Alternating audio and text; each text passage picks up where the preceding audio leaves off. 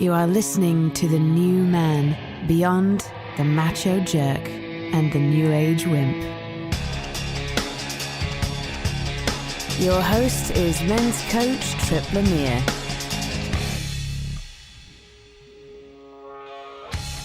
Does it seem scary to talk about race? How is racial tension similar to an uncomfortable Thanksgiving dinner?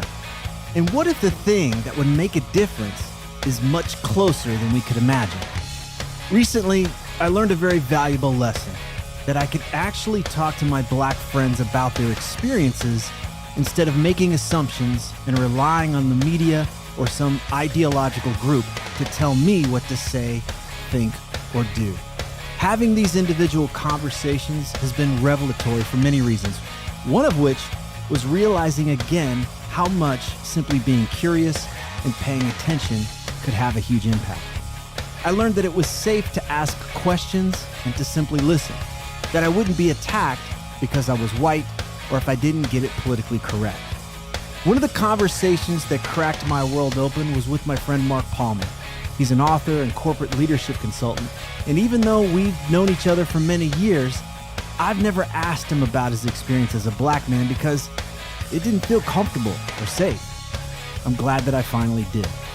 After that first conversation, I asked him if he would be willing to record another one where we could explore this topic a bit further.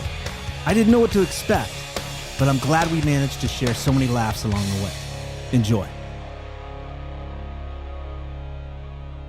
I got zero agenda, like where this needs to go today, and I'm wide open. But if you're not comfortable with anything that comes out of this, or you don't feel good about it, nothing's going to happen. Like you're not on the spot for anything. It was just another opportunity for us to connect. I'm just laying that out there. And then if you've got something, I'm curious to hear where you were after that conversation we had the other day. Like what landed for you, or what stuck with you?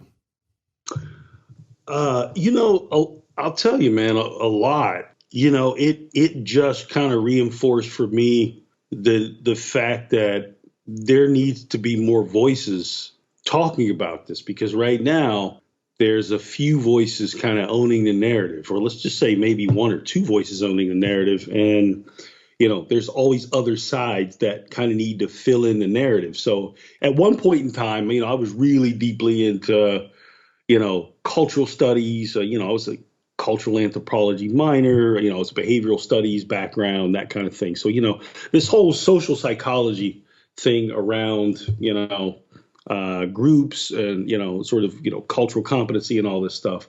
It's got a little bit in my wheelhouse. I'm not like some obviously PhD in it, but it's been an interest of mine, and I've written about it over the years at length. So, but I've always felt like this is sort of the Achilles heel of everything, that you've got one or two voices sort of owning something, and then you get this sort of reactionary wave in response to it. And, a lot of things end up falling on deaf ears, and the conversations don't meaningfully move forward. So I think a lot of the shit that we see now, take, for example, outrage culture, call out culture, that kind of thing. That's the result of the building of momentum of one voice, one narrative out there, kind of owning what is culturally acceptable at any given point in time. And that's a moving target. And it's alienated a lot of people. A lot of people haven't been able to meaningfully have discourse around shit that's happening in the culture. And look, everything's accelerating. Everything's happening faster. I kind of keep my eye on that stuff. And, I see similar stuff playing out in, really obviously sensitive conversations about race and about, sex and gender, all sorts of, really fun stuff to talk about that people love to fucking have dinner conversations around. Well, there's something to that because, right now the conversation is really zoomed out. But if we zoom back in, all this stuff's going on. We're looking at news. We're looking at social media. It's this funhouse mirror distortion of reality, and there's a version of reality in there. But then it's going through the lens of, well, people need clicks, so they're incentivized to put things in a way where there's clicks. And the bottom line is a buddy of mine reached out, guy I've known since I went to college, black guy reaches out to me last weekend is just like, what's up? I want to hear your perspective. I'm like, you want to hear my perspective on this shit? And, we had a back and forth and we jumped on the call and, it was like, oh, this is real. Now I'm talking to a real person. I'm hearing about this person's singular experience. It's just one piece in the puzzle. And it was so powerful for me. And then he wanted to hear my side of it. And it grounded the whole thing. It grounded what this experience is. It's like, okay, now I've got a sense of what's happening in his life. He's got a sense of what's happening in my life. And it's safe to talk about this. Like you said, it's whatever this narrative is or whatever. I've personally, whether this has been true or not, is that I've not felt safe to ask you. I've known you for years. I've not felt safe to ask these other guys. And this is on me. I take total ownership on this, but it's just like, well, if I ask things and I don't get it right, are you going to see me like, is it going to expose how much of a racist dickhead I am? Right. There's like that, like, oh shit. You're going to find out I've got a hood in my closet or something like, oh, fuck. Like if I don't get this question right, there's a lot on the line. So let's just not go there. And I'll just act like you're not black and you'll just act like I'm not a guy that grew up from a family in the South. And we're just going to get along and act like none of this shit's going on. And it's so, anyway, my point is like, we're able to zoom in and I've had several of these conversations this week. One of them's with you and each one has been enlightening for both sides. Each one's been different. It's not, there's been some things that have been the same throughout it, but it's also just been like, several have been deeply personal. Like one of my friends was like, I don't know if I'm black enough. I'm not throwing bricks through the window. I'm worried I'm going to get called out. Right. Yeah.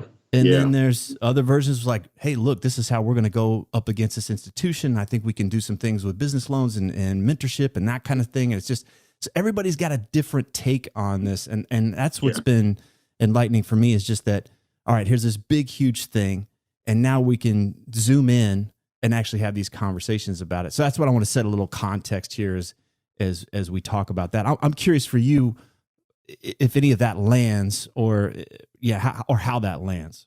Absolutely. So the first big thing that lands for me, and this is for me personally, and, during the course of this conversation, once again, I'm going to lean on the fact that there's a lot of different voices, and obviously mine is my own take and my own voice, but I think you have to have a lot of different voices.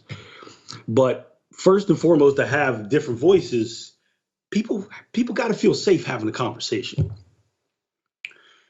This is psychology 101 with human beings, right? So let's blow this thing out at 100,000 feet. People fundamentally have to feel safe. Google did a ton of studies on what creates workplace success. And you know how many resources Google has, but they put a lot of researchers on the case. And after a couple of years, they came back and they said, well, they thought maybe it was like motivation or this thing or that thing. And the number one thing that they came back that people were concerned about at work was psychological safety. Psychological safety. So. And what is that? Just so I'm like, oh, okay, I get it now. How do we know what psychological safety is? Yeah. So psychological safety is this, it's this sort of underlying feeling that it's okay to be me. I'm not looking over my shoulder. I don't feel like somebody's gunning for me. I don't have this sense that, my defenses are up all the time. Emotionally, mentally, I don't have to take a defensive posture. I don't have to tone myself down. It's just this general feeling like, hey, in this setting, whatever that setting is, I can say things and I'm not worried about saying the wrong thing, or I feel like I'm going to be accepted for, hey, my ideas are meaningful. I'm going to be able to speak my voice and my mind. I can be authentic here, right? I can be myself. And so, and that's just one very concrete example, but I thought it was powerful because in the course of this kind of conversation, it's huge. None of us can actually have a conversation unless we feel that fundamental sense of psychological safety. Like I can be me. I'm not going to say the wrong shit. Somebody's going to beat me up. Like there's not this neo-fascist battering ram that's going to say, an alarm's not going to go off and say, you said that wrong. I use my white buddies as an example. They're like, should I say black? Should I say African American? Like, what's the right thing to say? If I say people, I'm gonna, oh fuck, no, right. I didn't say that. I didn't say so. It's this kind of stuff, and so to have a conversation. So that's the first thing that lands for me. I know that there's a lot of different voices. Those voices will never ever get heard if there's not this fundamental trust that I can be myself, that I can say something and it's okay if I fuck it up. Like I don't mean to fuck it up, but I might not just have enough knowledge. I might not know. Some of this is just exposure. I mean, I know guys I met in college, they'd never seen a black person before. Somewhere out in the middle of Iowa or, Kansas or Nebraska or something. They grew up in a small town, 700 people on a stoplight. They've never seen a black person in life except on TV. So a lot of this sometimes is just about exposure. So we have to give each other a lot of grace. This is sort of where I'm coming from in this. It sounds like there's an inherent, like, I'm going to come from a place that you are coming from, a healthy, curious place, instead of, I'm assuming you're on the bad side and you're out to get me, or you're coming from that. It's like, I'm going to see the best in this person. I'm going to give this person, even if they don't get it right, I'm assuming they're coming from their intention is to do well. Yeah. Yeah. Because I take the view that fundamentally all human beings want the same thing, right? We have the same need structure, right? We need physical safety. We want closeness, togetherness. We want some type of healthy achievement to make meaning in our lives. We all want the same shit. So if I start there, and that's a workable situation, right? Mm-hmm. That I think that type of groundwork grounds everything. It sets the tone for the conversation. Then I can afford to be curious, right? I can afford to meet people where they are because I know fundamentally that they're a human being and they want the same things that I do. And, something you said about even your conversation with your buddy and about there's an intensely personal aspect to this is that it's a lot of this stuff of having the conversation is humanizing the experience of, in this case, it's race. It's humanizing it. If we don't humanize it, then none of us can get out of this sort of shame spiral and have a real conversation. If it's just about groups, if we just keep it to a group historical, kind of dynamic, then none of us can actually have a real conversation. So part of this is just humanizing it. And humanizing it for me involves understanding already that what really grounds us is that we really all fundamentally want the same things. So I go in with that, and that helps establish a space where we can have a conversation and real voices start to come out of that. I think that's what you experienced, but I know it's what I experienced. I know it's what I've experienced over the years, and these few conversations that I've had about race in recent weeks, when that space is created and it's off the floor, man, it's a different conversation. And for the first time, you hear how people feel on the other side. And also, you know what? It gives me room to talk about some of my fear and some of my shame, right? I mean, in some way, we're dealing with shame on both sides of the spectrum, right? What do you see specifically? What I see is with conversations I have with, with my friends who are not Black, my white intimates, brothers, sisters, what I see is that I feel that initial trepidation, right? There's just sort of this feeling that the historical impact, you're complicit in it. I think that's part of the shame, or I'm not going to get it right. Or at some level, what I see in my white friends is is a sort of ownership of being sort of a perpetrator and what's been, kind of, the historical root of, just a very, again, not, and I'll quote a Princeton professor in this, and he said, look, America's not unique in its ills. It's not unique in its sins or evils. It's just still denying it, basically. So part of this for me is what I see as a process of just coming to grips with, like, look, I feel some kind of way. I don't know how to get this out. But I feel a little bit guilty. I feel a little bit shameful. And you know what? For my voice, I want to be able to meet that with a lot of compassion, because again, it's a human thing. And it also brings for me that, well, I have some shame too that I want to talk about, that I bet white people never knew, that maybe a lot of black people have, of, hey man, I don't want to stick out. I get embarrassed when I see some kind of behavior out in culture, and I'm with my white buddies, and I'm like, oh fuck, this is so stereotypical. I'm like, oh man, God, now I got to deal with this. Now I got the awkward look, like don't associate me with this. Exactly. Mm-hmm. Exactly. Mm-hmm.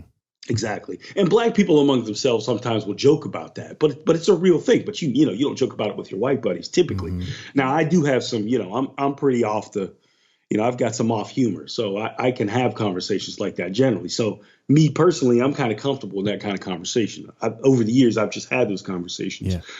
But I know on the other side, the trepidation coming from a white audience of wanting to have this conversation. They just don't want to be beat over the fucking head. And look, I hate scorekeeping of, they didn't get it right. You didn't do enough. You weren't sincere enough yet. I fucking hate that. I hate the scorekeeping, because listen, a lot of people, especially generationally older, they grew up in very, very entrenched, more racially charged arenas. And, they've come to where they've come to. That's where they are.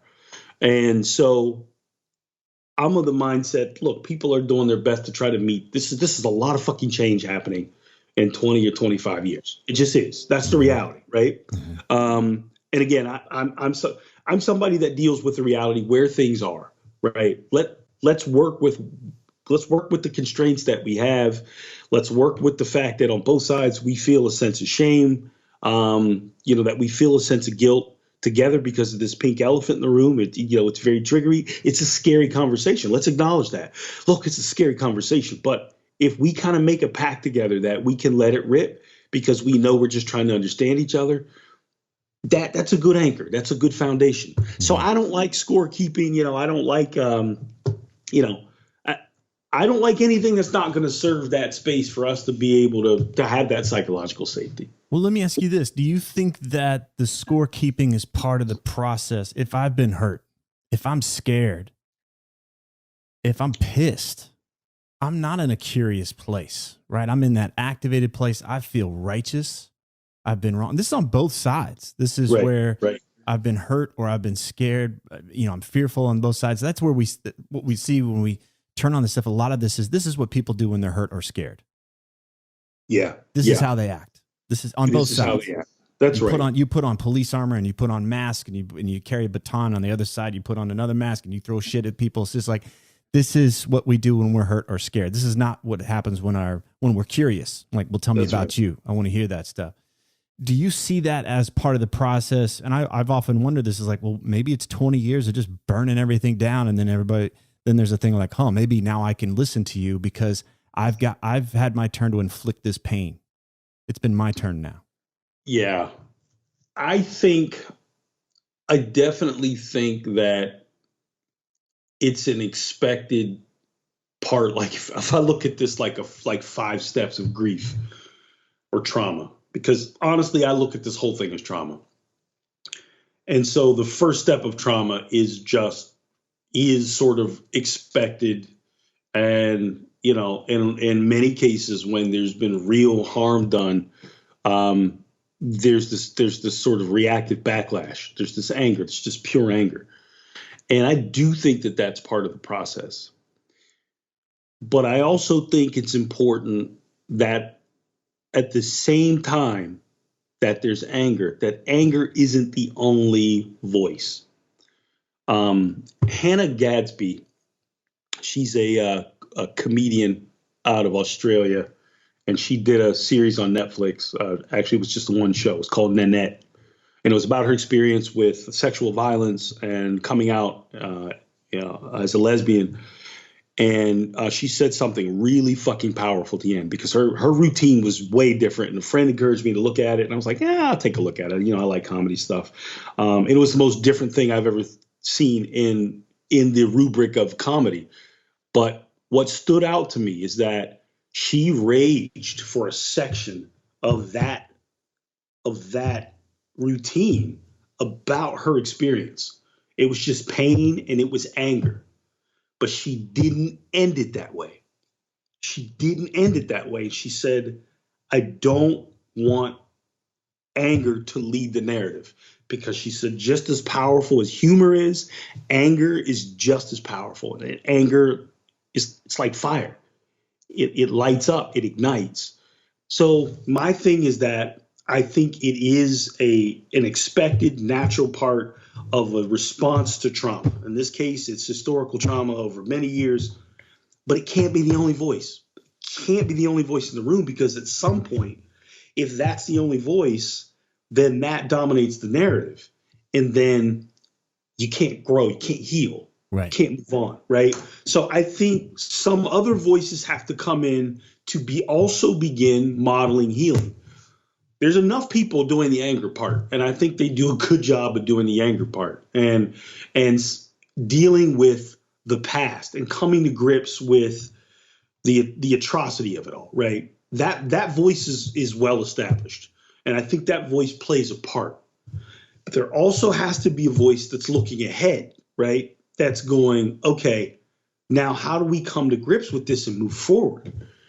And some people have to start modeling that voice, because some people are in that place. I think for me, if I'm speaking personally, again, I have a humanistic perspective. I've done a lot of my own inner work, so I look at things differently. Maybe my voice can help model some of that along with others in the looking ahead. Mm-hmm. So there are people that help us come to grips with the past, right? And that's been the prevailing voice. That's been the dominant voice in this thing, right? Yeah. And help us. And again, it's important because it helps us make sense of our shared past as black and white. It helps us make sense of our shared past as, foundationally this sort of racial undertone is American as apple pie, as stark as that is to hear. But there also has to be these voices saying, but what's ahead? What about now and what's ahead? So I'm interested in that. Well, let's go. Before we get into that, I think a really one thing that's coming up for me is that there's a difference between anger and aggression. What I've learned, and check me here if this doesn't fit for you, but anger is that response for when we've been hurt or we've been scared or we have deep concern, right? It's that, God damn it. It's that. Right. I can't believe this shit. I've had enough of this shit. It's that expulsion of that. The aggression is picking something up and now I'm going to diminish you. I'm going to hurt you. I'm going to take something away from you. I'm going to tear you down. I'm going to do this verbally. I'm going to do this with shame. I'm going to do this physically, eye for an eye. Those two things are separate. And anger can be really scary, but I think if we knew that when you come back to safety, if there's this place like anger is welcome, aggression is not. If you're going to come after me, you're going to try to hurt me. That's where people are armored.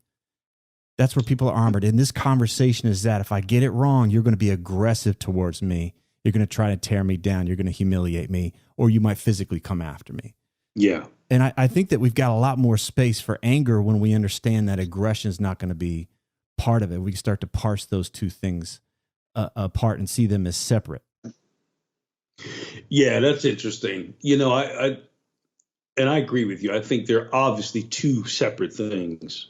And some of what I see is also, though, the fear that aggression may come out. Exactly. More than actual aggression itself. I actually don't see, by and large, if I look at this, if I look at this at a macro level, I don't see much aggression coming from black folks.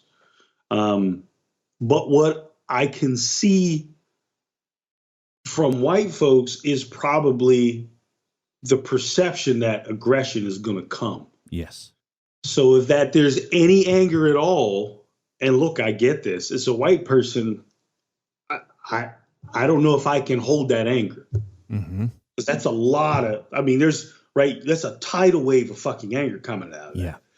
But from the black side, honestly, black people are like, I just want you to actually say, yeah, I understand. That's fucked up. Mm-hmm. That's really what most black people want.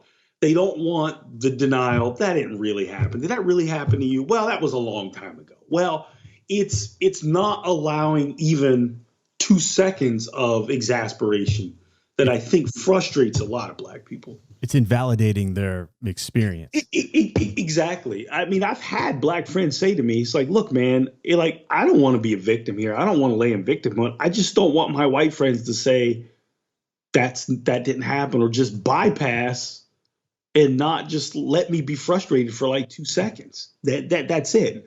And again, because there's the perception that the hammer's coming on the other side. Mm-hmm. And I can understand that. It's kind of like with your woman, you did something to hurt her and you're like, oh, fuck, she's going to lose it. So you immediately go into smooth in mode, like, oh, no, baby, I got some flowers. Yeah, I got some flowers. Like, you don't want to you don't want to deal with that shit. You immediately go into like, okay, I got to cover that shit up. No. And I think that's part of why it's so scary to have the conversation. Black people don't want to feel like if I say this, they're just going to think I'm being a fucking victim, and I'm not a victim. I'm tired of this shit. Yeah. So I just want to have a little voice in that. So they don't want to say anything because they're like the person that I don't want to make a stink, right? I don't want to upset the apple cart. So on that end, you've got that, and on the other end, on the probably the white person's end, it's like, oh my God, I know they're going to be fucking pissed at me. They're just going to come at me. And I feel horrible, man. I don't think I can have this conversation. I'm not ready to have this conversation. So so there's almost this kind of these two perceptions. And sometimes I think a lot of times that's a big barrier too. Yeah. It's just that the perception of what the other's like, this person won't be able to receive me. So you know what? I'm just not going to go there. Or if this person's going to be too angry at me, it's going to turn into aggression. So, I'm just not going to go there either. And so it's just pink elephant in the room. I love that you brought it back, because I see this as a familial relational thing, right? Like it's just it's the same thing. Mom's mad at me, or my woman's mad at me, or my dad's mad at me. It's like, what am I going to do? I'm going to armor up. I'm going to act like this didn't happen, or I'm going to, in the back of my mind, I'm already coming up with my excuses or my comebacks, or well, you do this and you did that. Like it's all this stuff happening, or we're just going to go to Thanksgiving and grit our teeth and act like nothing's we're just, everything's great. And meanwhile, at any moment it could go off. Like, exactly. I can't believe you voted for that motherfucker. Like it could just go in any direction. And it just seems like, well, we could expand this dynamic out there. It's like, we can't joke about anything. We can't have a misunderstanding about anything. We can't connect about anything. We can't talk about anything. So put on the football game. We'll just watch football this afternoon, and we'll just... Oh shit, that motherfucker took a knee. Damn it. We got it. God damn it. We just wanted to watch the game so we wouldn't have to talk about shit. Oh. But that's it. It's like everything's fragile. It becomes really fragile at that point, and it's any misunderstanding turns into lighting that powder keg and opening up all of that anger. But I think it's part of like how many families grow up with emotion not being okay. Like, don't cry. Shut up before I give you something to cry about. Like, don't get angry with me. Like, it's just not okay for people to have their emotions. Instead of emotions happen, they come, they go, they settle down, and then start to see. It's helpful to see that at least from your perspective, it's not, hey, great, we just want the opportunity to go burn everything down. Dude, you illuminated something really huge, which I think gives us all the ability to relate to both sides is taking it to the family situation and understanding we know everybody has these dynamics in their family. So to treating this or at least understanding it through that lens is, man, I think that's huge. I think that's absolutely huge. That's a big part of kind of starting to get our arms around why it's so hard to have this conversation in the first place. And you brought something up that's huge, which is that the way as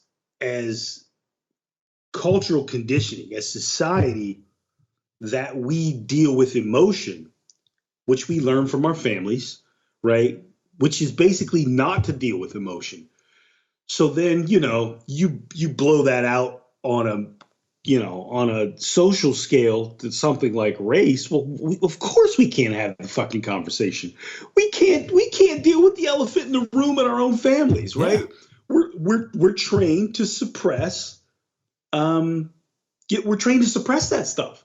Or lie, or lie. Absolutely. Yeah. Come back with the defense. Like you said, I got my comebacks ready. I'm ready. Yeah. So we can't get along at fucking Thanksgiving. How the hell do we start? So it's almost like coming to grips with the gravity of that. I think that's not a hopeless situation. I think that creates some lightness because we all can relate to it. Yeah. And then we can all appreciate on the other side how fucking hard it is.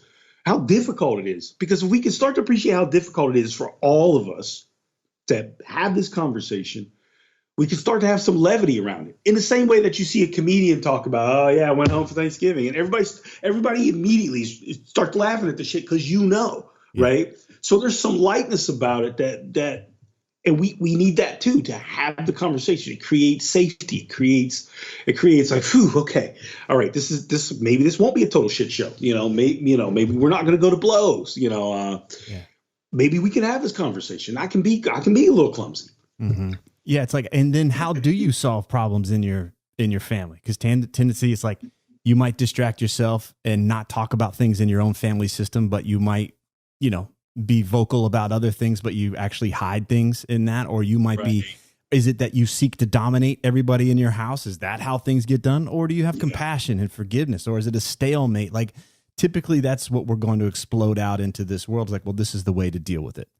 And it's not working. I mean, typically what has things move is you sit down, both sides are heard. There's some stuff that gets worked out. And what are we going to do about this? And maybe I don't want to see you until Thanksgiving. Yeah, maybe I don't want to see you either until Thanksgiving. But that's okay, but that's okay. That's okay. But that's okay. Yeah. And what you said there is huge. I think almost everybody needs to hear that. Like, look, we may decide, you know what? We're too hurt right now. We're in sort of the victim perpetrator kind of dynamic where, you know what? The pain is still too fresh for me. The defense is still too fresh for me on both sides. And we'll just, hey, listen, we're going to keep talking, but right now we're going to sit it out a little bit. That's okay. Right. Mm-hmm. So I think what you highlight there is important because we're going to have to sort of micromanage this process of communication for the voices that have the capacity to start looking forward, in addition to people that are helping us come to grips with our shared past, right? Yeah. The people that are going to have to start moving the conversation forward are really going to have to facilitate this in the trench conversation like a therapist does trauma victims, right? Because there's trauma on both sides, right? So there have to be voices on both sides, obviously, voices all over that can facilitate the conversation and understand that it's not about coming to this transformative resolution outcome where we're all singing Kumbaya. It's just starting to let each other's voices be heard, one, and then go through a process of just trying to understand each other a little bit, just a little bit at a time. That's a win. That's a big fucking win. If both sides actually have conversations and say, hey, you know what? This is how I grew up. I never trusted white people. You're the first white I've had this conversation with, like, hey, I never saw a black person in my life. I thought all black people were criminals, coming up. And okay. Say that we should be allowed to say those things because that's part of our real experience, part of our narrative. It's freeing right? It's freeing for everybody. And then something can start to happen out of that because you start realize, wow, you want the same shit I do. You're just like me. You like golf too. Right. Oh, yeah. Oh shit. And then real stuff starts happening. And again, starts humanizing the thing, right? And these are huge wins. Being heard's a win. Getting to know each other is a win. Like, if look, human beings are just, we've got issues just generally as a species. So nobody in the world singing Kumbaya. Yeah. That's an aspirational goal. So let's properly set our expectations and get meaningful wins with each other. Because look, this is an experiment. Look, and we should appreciate the experiment too. No human society up to this point on the planet is doing the work globally that we're all doing to understand each other and accept each other now. So we gotta, and again, this is my perspective as a humanist type of guy. We got to appreciate the enormity of what we're also trying to do, because we've been a shit show for most of our history. And look, we're coming out of an animal consciousness and trying to figure out who we are, and we've got a storied past. So we're doing something big. We got to appreciate that. I love that you brought that up, and I love that you brought how essentially what I was hearing you say is that it's just messy, and it's going to be messy. I've talked to people that if their relationship, whatever they're in, if it is uncomfortable, if there is something that they don't feel comfortable talking about, then the relationship's over. Like in their mind, the expectation is the relationship should just be smooth sailing and you shouldn't have any problems. Yeah. That's a consciousness. That's a level of consciousness, especially as people do more and more relationship via text. And it might seem tangential here, but I want to point it out is that we're training ourselves to create this crazy fever dream of an idea, of an assumption, of an expectation of what relationship is, which relationship is we're going to have some bumps in the road. And we need the tools to be able to deal with them instead of, well, there's some bumps in the road. We've failed. It's like, no, you didn't fail. This is just relationship. This is just relationship. When the going gets tough, we get curious with one another instead of, well, we messed it up. Hit the reset button. I think that's a huge assumption to address or an expectation, because it seems like it should just be a fucking rom-com all the time where everything's happily ever after. And that's the only way you got, quote, the one, or that relationship is working, instead of, no, when relationship is tough, we deal with it. We talk about it. We go in there and we figure this stuff out because we value this relationship, and because, God damn it, we're going to have to sit next to each other at Thanksgiving at the very least, right?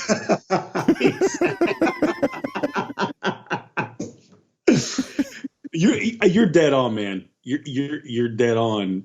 Our fundamental, as individuals, our fundamental relationship with relationship itself is a big determinant of our ability and capacity to move forward. And like you said, if a lot of this is having the tools and developing the tools so that we can have set realistic expectations and have a healthy container to develop together in this relationship. We're here. This is us. This is what this country is. Nobody's going anywhere. The planet's full. There's 7.5 billion fucking people. Look, this is where we are.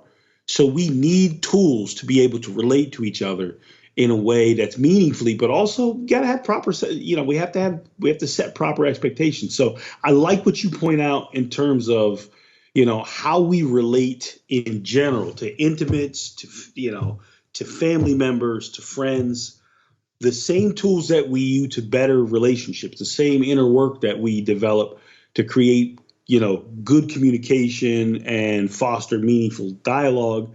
Those same things are going to come to bear in this conversation on race and policing and understanding culturally that there are different voices, being able to allow those voices and not, have to control and own the narrative. So we need those same tools here too. So it wasn't a tangent at all, man. I think it's a brilliant point. And I think that's why you see thus far the way that sort of race and culture has been treated. And I think this is why at this point we're starting to see a really meaningful change, is because I think there's been enough broad exposure to these tools. And so I think some of this, a lot of people are going, well, wait a minute, maybe we just need to listen. Maybe we all just kind of need to listen right now. Maybe, some of the stuff that we absorb out in the broader culture, like good listening, stuff that people value, like in corporate culture, corporate values. Oh, curiosity, listening. This shit wasn't around 20 years ago. We weren't talking at a cultural scale like we are right now about these kind of values. And now we are, and I think that's making a difference. So this past week for me, I've had 4 or 5 conversations that I never thought I would have. Never thought it would be safe. Never thought it would be okay. Always assumed that if I talked to you or some of the other black men in my life, black friends, people I've known for years, that it would just be assumed like, yeah, you're part of the problem. You probably got slave owners in your past. Your father was in law enforcement. You are the problem. And so it's like assuming that if I opened that door, that I was going to have to sit there and take shit, like just have knives thrown at me for a long time. And just, I didn't really, it wasn't a conscious assumption, but what it did was it had me assume that it just had me, anytime I heard the topic come up, I felt myself getting defensive. Like, here it comes. Yep. I'm a white man. I'm from this type of heritage. Like, here it comes. Like, and I could feel that defensiveness come up. I wasn't curious. This last week, I've been invited to be curious and go into that. You talked a little bit about modeling some behavior. I've gotten way more from these conversations than any of that, like I said, that funhouse mirror thing that's happening through the media. Yeah. And actually just talking to people. I know you don't speak for everybody. I don't know that each one of you doesn't speak for everybody, but it, like I said, it humanizes it. It feels like that. One, it's nuanced, but number 2, it's humanizing. Number 3, it's just healing. It's like, oh, we got another avenue of our relationship where it feels safe and it feels connected. The heart is open in there. So I wanted to just see, that's my invitation for the listener is, and I want to get your take on this. I want to get your perspective on this, because it's scary on my end to do it. I can't imagine what it's like for you to have those conversations, or what's it like to have somebody come at you and say, hey man, I want to talk to you about this. Like, why are you talking to me? So like, whatever that is. Oh, you want to talk to me because I'm black? It's like, well, yeah, actually.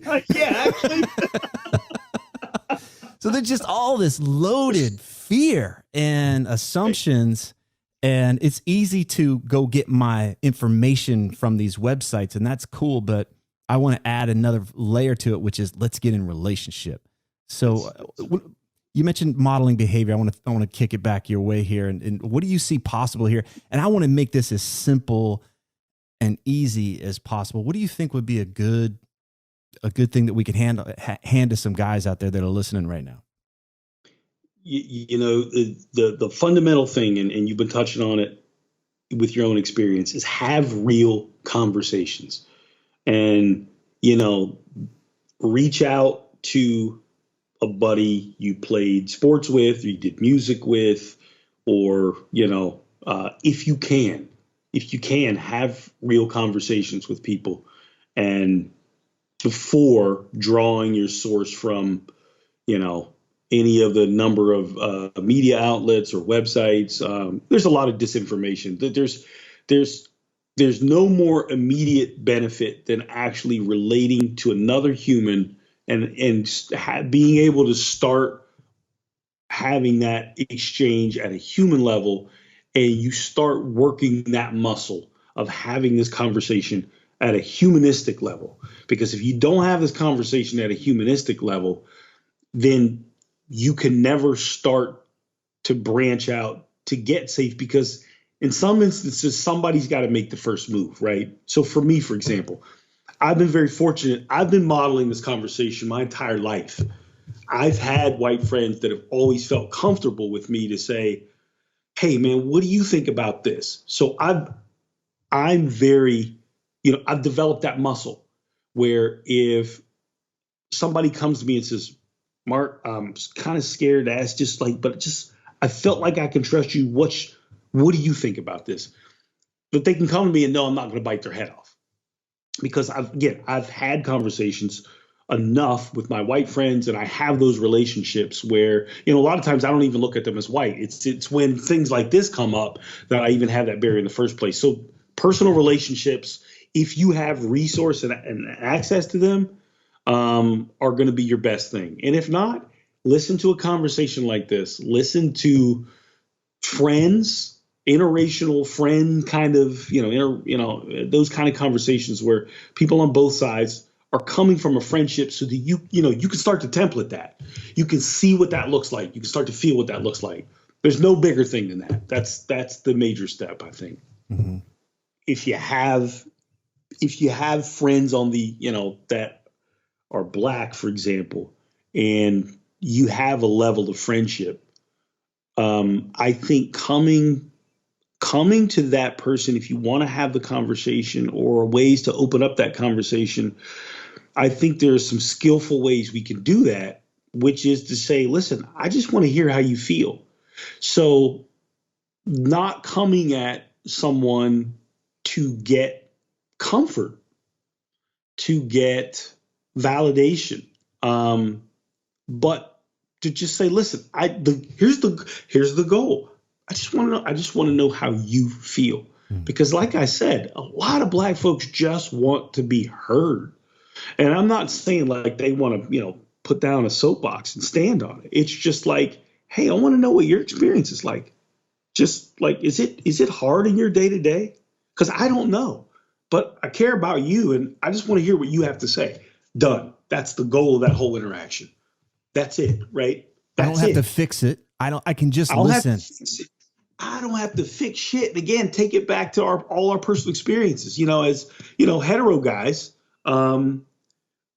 with our ladies, for example, our tendency is to just like, oh, she's telling me some shit. Now I gotta go fix it. Okay, listen how to fix it. Pisses her off, right? Most hetero guys know that, right? Or they at least are aware of it at some level. And that's their experience. It's the same way with Black folks. It's just like, hey, I just want to know how you feel. And that's it. Don't have to fix it. In fact, get out of the fix it mindset, and then that'll free up a lot there. And then you find that when you allow that Black person just to sort of just say, hey, this is how I feel, that'll soften you up too. It softens both people. Right. It's a thing. And then something else starts to happen. We all sort of mirror each other and affect each other. So the way we initiate a conversation can set the tone for real, actual, meaningful dialogue, but also real ability to start to understand each other, and closeness starts to happen. So if we can just come to a conversation, not with the defenses and the statistics about why shit's not real and it's different now, throw all that shit out. Just because you're not trying to fix shit, you're just allowing some people to actually voice very personal experiences. You wouldn't do that with a rape victim or a trauma victim or somebody that's had some really personal thing. You don't say, I went through breast cancer. Well, all cancers matter. Like, we don't do these things. We don't do these things with disease. We let people, you see the stuff on ESPN, these stories of triumph. Everybody can relate to that. And we all sit there and we fucking get teary-eyed and go, I'm not crying, you're crying, right? Because we're just letting them hear. We're just hearing their story. It's the same type of attitude, man. It's just bringing that same thing. Hey, I want to hear how it is for you. And then it's not like, you don't have to have that didn't really happen. You don't have to have the defensive comebacks, because that's about us, right? If we have defensive comebacks, it's because we have to start recognizing that, oh, maybe I'm not able to deal with that pain. I'm personalizing that pain. We don't have to personalize that pain, right? We don't have to personalize that pain. We don't do it when we hear, people overcome car accidents or injuries. We actually empathize. The empathy just comes out. But race is so charged that we immediately get on the defensive, like, oh, here comes some shit's coming. But it's that same type of thing. It's trauma. It's a trauma experience. So we can say, hey, I just want to know how it is for you. Like, wow. I remember doing that the first time with I watched a video where I think it was in New York. A young woman hooked up like a GoPro or something to just go through her day every day. And guys were catcalling her all day long. She just wanted to say, hey, I'm going to give you a first person experience of what it's like to be me. Because guys don't know. Dudes don't know. They're like, oh, that doesn't happen. It's, you get anything you want. You get favors. You get this. Man, that shit blew me away, man. Almost brought me to tears. It was just like, oh my God, that's what you go through. And that changed even how I interacted with a lot of women because I was sensitive to that. And then I could ask questions. I didn't have to personalize that. Well, I'm not that dude. I'm different. I didn't have to go there. It was just like, hey, how are you? How was your experience? So it's developing that type of mindset and bringing that to a conversation that changes the whole tenor, man. That is, oh man, there's so much good stuff. Okay. So what am I hearing there? Because it is different than just listening to someone talk about their trauma in a car accident or whatever, right? Because we're talking about, it's easy to let this experience devolve into white versus black versus white, right? And then so we're naturally going to be in a place of, I got to defend what happened. Was it my fault? Or you that didn't really happen, or whatever that defense is. Or there's that guilt that jumps in, which is it's up to me now to apologize for the entire white race. And I'm going to take it on now, and I'm going to fix it, and I'm going to run my company and fix everybody in that way. Like there's this kind of, it means well, but it's still taking it on, right? And making it and personalizing it. Yeah. And what you're saying is just, wait a second, before that, like just come back and listen. And I can imagine before having this conversation, mentally preparing myself, I don't have to take this on. My only role is to just shut up and listen and be curious and come out of this with just an understanding and try to have an understanding of what this person is saying and what they've been through. And then that's it. And that's going to be really hard because a lot of us are just going to sit with that tension and want to fix it, want to justify, want to defend, want to prove that we're not one of the bad guys, whatever that is. To hear from you that's not necessarily what works for you is really powerful. And I think you're right to scale it out to some of the other conversations that we've had with our partner. Just sometimes we just want to be heard. That curiosity enough is transformative. I've seen that in my own life. Just sitting and listening to somebody, they will experience a transformation. You don't have to be the one that has the good idea to give them. You can just be there to listen. That's 100% right, man. I even do that on my side. I want to hear the different voices from, I hate saying white people because none of us are this big monolithic group, but you get it. But I want to hear from different voices, not just, what sort is labeled as a liberal or progressive voice. I want to hear conservative voices. I want to hear everybody. I worked with a guy that said, we had a good conversation. He said, look, I'm 60 years old.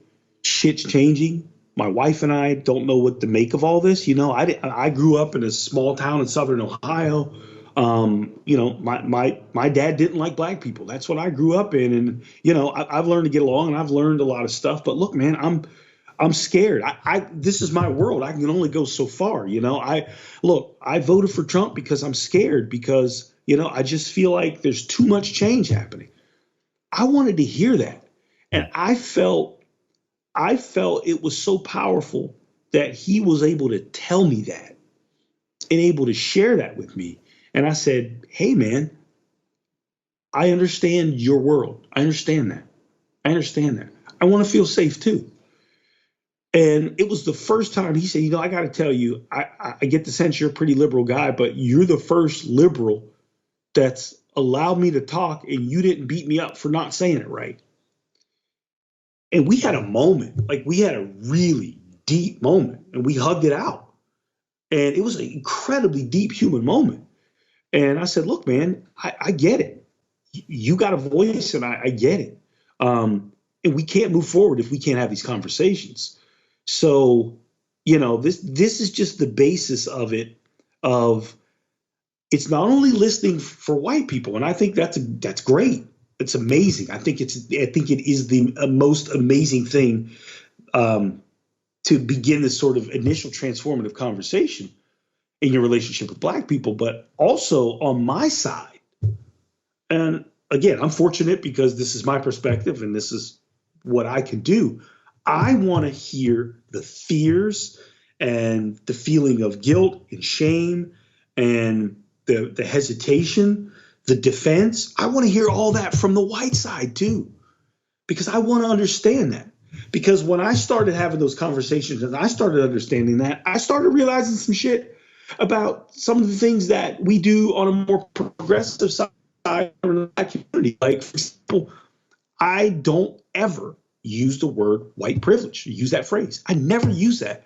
It doesn't serve conversation. And I know all the definitions around it. I understand it. But I also know that it doesn't serve a dialogue. In fact, it hurts the dialogue, because if you look at this from a human experience, a lot of white people, they've told me, and I've said, hey, what do you feel? What comes up for you when you hear that? And they're like, look, man, I grew up poor and my dad left and we fucking struggled. And, I went through some abuse. My stepdad abused me. I don't want to fucking hear privilege. So it's not serving the conversation. The reason why I listen is because I want to know what serves the conversation. And I feel like if we're interested in moving the conversation forward so we can understand each other and we can all grow, because we're here. This is who we are. This is us. We're here. We're trying to deal with the messiness, but we're also trying to move forward in a way that at some point we actually start to care about each other. If we're going to do that, I know that there are certain things I'm not going to say, well, you're privileged. Or you know what, you're just being fragile. Like, I'm not going to say that shit. This whole fucking thing's fragile, right? This is a very fragile, fucked up human experience.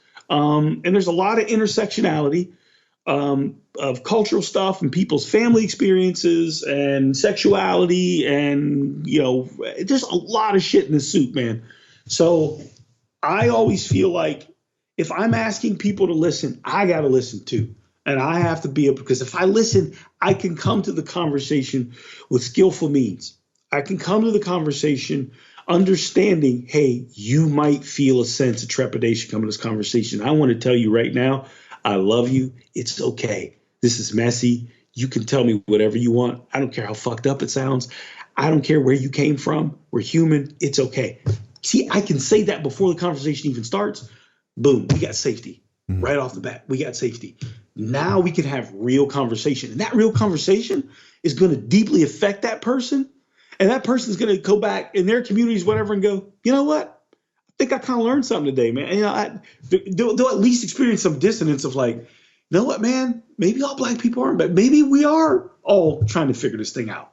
It opens something up. So I feel a responsibility every time I have that conversation to understand the other side, to listen and empathize with it and bring that to the conversation, because I know it's powerful. I know they're going to take that back. I know it'll deeply affect them. And slowly over time, we'll all open up in this thing. I fucking love you, man. And I loved you before this shit, so I can.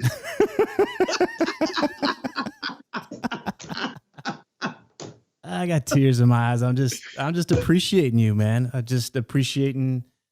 Glad you're on this planet. Glad I get to call you friend, and you teach me. You teach me what it means to be human.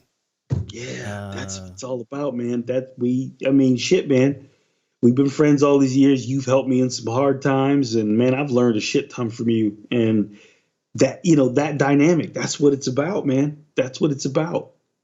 That's what we do. Mm-hmm. Oh man, I look at this through like a pandemic kind of a thing, which is you get the disease from person to person, and it's like, well, you don't get the disease by watching something on your phone, Right. And it's interesting, like this can, you look at the numbers and like, man, this many people could have this disease within a matter of weeks or something, and we got to lock everything down. Well, it could be pretty powerful to just start having these conversations one at a time and not underestimate their power. That's right. I love how you brought it back to that, man. It is infectious. Mm-hmm. It's infectious. Like, like Hannah Gatsby was saying, laughter is infectious. Anger is also infectious, right? But these kind of open and presencing conversations are also deeply infectious. Yeah. And it's person to person. It's person to person. So we can light each other up in a different way. So I love that analogy, because that's where the work is done. It's done person to person. Yeah. And one level, it's one thing to listen to us talk about this, there's that level of things, but I want to encourage whoever's listening is like, can you take that next step? Can you find somebody in your life and be willing to face plant? Not, it's okay not to get it right. You're coming from a good place, and just try. Cause I think that I really do believe in that. I didn't anticipate how much of an impact this would be. I talk to people of color regularly, but I don't talk to them about this. Right. So, I had underestimated that power to get out of my assumptions and actually address this thing head on. And it's really uncomfortable, but I want that I just inspired, like, wow, what would be possible if each and every person just crossed that threshold and opened up that channel of communication and know that topic was on the table just to listen. That's awesome, brother. That's awesome. It's not easy.